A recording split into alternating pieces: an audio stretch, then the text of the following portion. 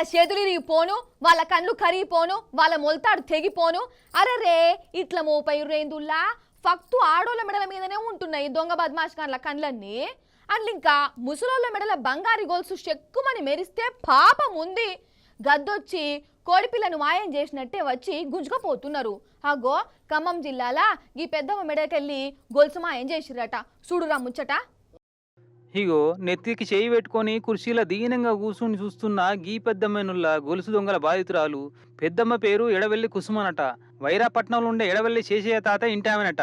ఖమ్మంలో ఎవరో చుట్టాలది దావ చూసుకొని వైరా బస్టాండ్లో దిగి చిన్నగా ఇంటికి నడుచుకుంటూ పోతుంటే అమ్మమ్మ అని వెనకకెళ్ళి ఎవడో పిలిచిండట.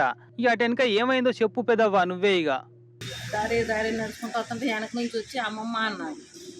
మనోళ్ళు ఎవరన్నేమో అనుకున్నా కానీ వచ్చి కట్టకని పట్టిండు. అమ్మో అది కొంచెం పోతున్నారని అడిగితే పాపం అంతలోకి లారీ అడ్డ వచ్చింది. ఉరికొచ్చి వాళ్ళు వచ్చి లేపింది దాకా లేవలేదు. చంద్రారం సూత్రతాడు మొత్తం 7 తులాలు. అయ్యయ్యో వాని చేతులు ఇరిగిపోను, గొలుసులు పట్టి గుంజి కింద పడేసిండట్నుల్లా పాపం. దొంగ దొంగ అని లొల్లి పెట్టగానే గుంజుకొని పరారైనట.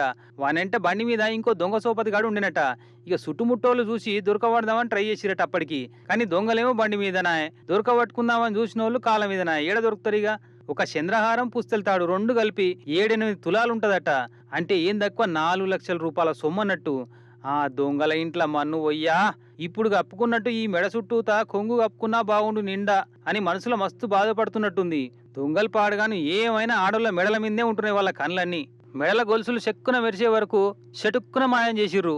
ఆ ముచ్చట పెద్దమ్మకి అమెరిక తెలివక అట్లనే పోతుంటే పుటుక్కున కాకెత్తుకపోయినట్టే దెప్పకపాయే. ఇక మరి వైరా పోలీసు వాళ్ళంతా వచ్చి సీసీ కెమెరాలు చూసి ఎక్కడి దొంగలు ఎటు పోయిర్రు ఎటుకేలు వచ్చిర్రు అంత చూస్తుర్రు.